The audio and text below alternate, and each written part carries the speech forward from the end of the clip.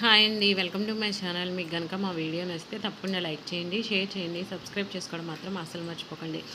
ఇంకా ఇందిరాదేవి సీతారామయ్య అయితే అప్పు కళ్యాణ్ దగ్గరికి అయితే వెళ్తారు. ఏంటి నానమ్మ ఇలా వచ్చారు అని చెప్పి కళ్యాణ్ అడుగుతాడు.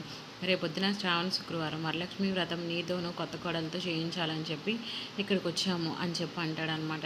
మేమెందుకు నానమ్మ, అన్నయ్య అలాగే వదినతో చేయించండి అని చెప్పి అంటాడు. ఇంకా కళ్యాణ్ అదేం కుదరదు, కొత్తగా పెళ్ళైన జంటతోనే చేయించాలి అని చెప్పి అంటారనమాట. ఇంకా వాళ్ళ మాట తప్పక కళ్యాణ్ అయితే వ్రతానికి ఒప్పుకుంటాడు. ఇటు పక్కన అయితే వ్రతానికి అన్ని సంబంధించిన ఏర్పాట్లు అయితే కావ్య అయితే చేస్తూ ఉంటుంది. ఇంకా ధాన్యలక్ష్మి రుద్రాణి అయితే మాట్లాడుకుంటూ ఉంటారు. చెల్లికి జరిగే అవమానం ఏంటో తనకు తెలియక ఏర్పాట్లన్నీ ఘనంగా చేస్తూ ఉంటుంది. రాణి అందరి ముందే ఈ ఇంటి కోడలుగా ఆ అప్పు పనికిరాదని నేను ప్రూవ్ చేస్తాను అని చెప్పి రుద్రాణితో అయితే చెప్తుందనమాట.